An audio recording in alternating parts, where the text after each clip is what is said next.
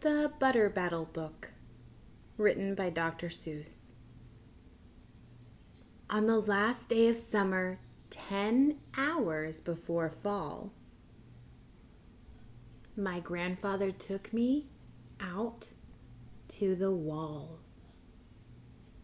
For a while he stood silent.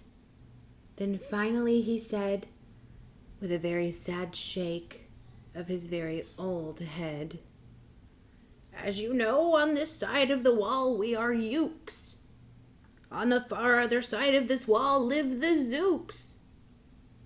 Then my grandfather said, "It's high time that you knew of the terribly horrible thing that Zooks do. In every Zook house and in every Zook town, every Zook eats his bread with the butter side down. But we Ukes, as you know, when we breakfast or sup, spread our bread," Grandpa said, "with the butter side up. That's the right honest way."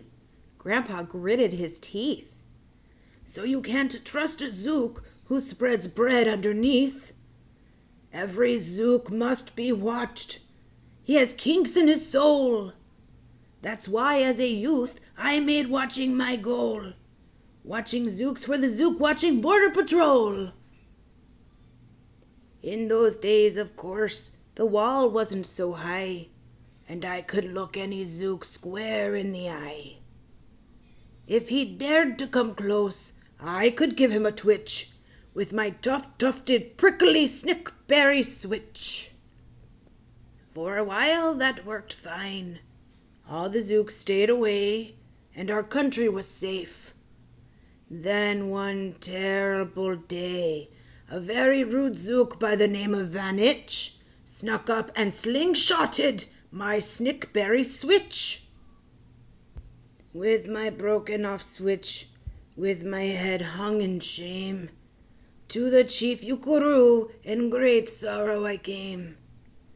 But our leader just smiled. He said, "You're not to blame, and those Zooks will be sorry they started this game.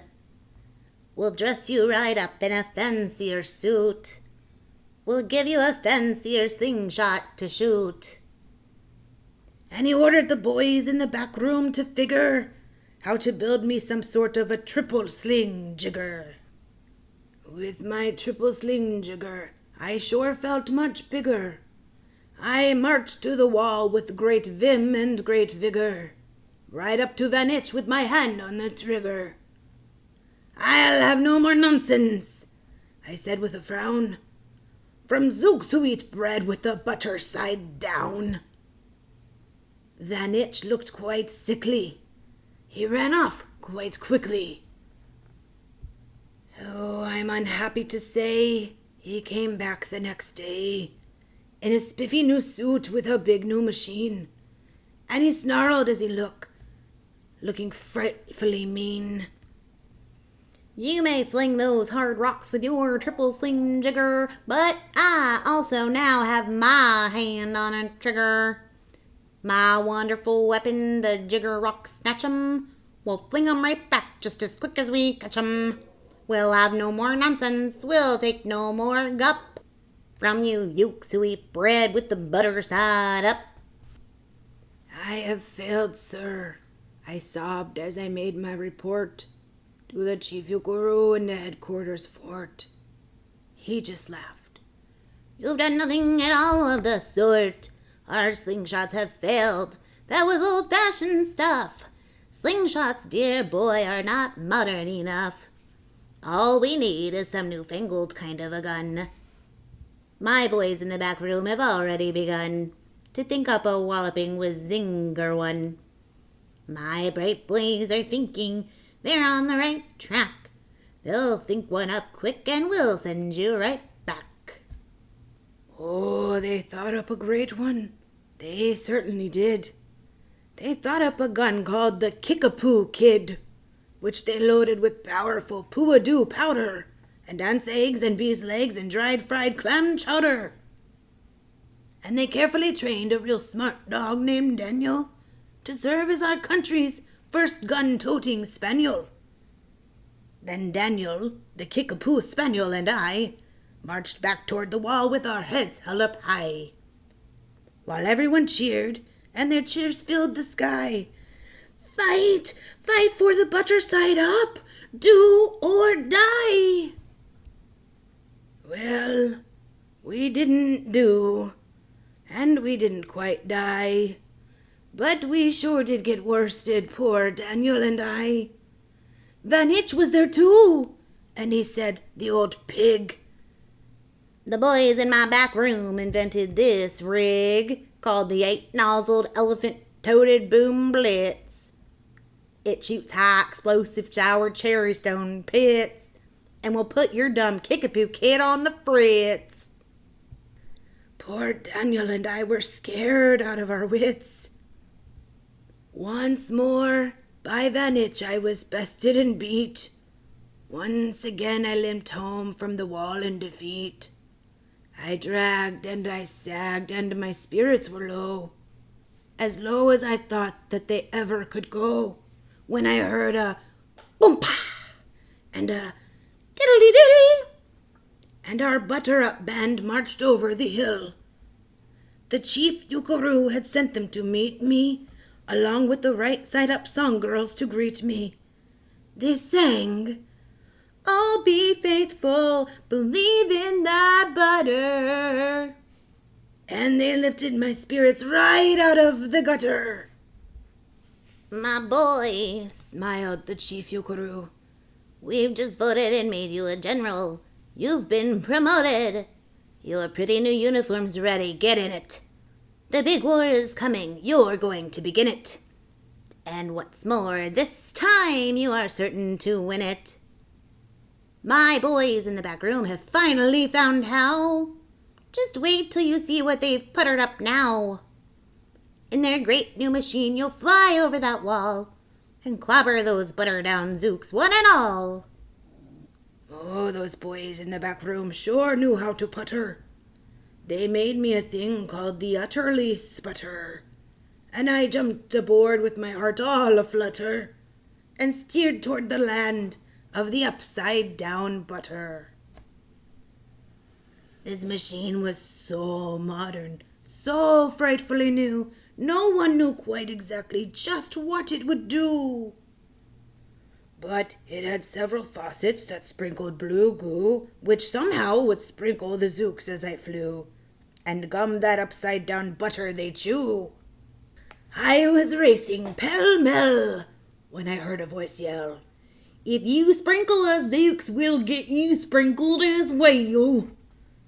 Then Hitch had a sputter exactly like mine, and he yelled, "My blue gooer is working just fine, and I'm here to say that if Ukes can go Zooks, you better forget it, 'cause Zooks can go Ukes."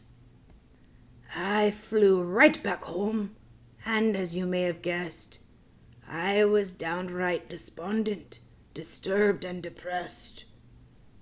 And as I saw, just as soon as I stepped back on land, so were all of the girls of the Butter-Up Band. The chief drum majorette, Mizuki Anzu, said, "That was a pretty sour flight that you flew.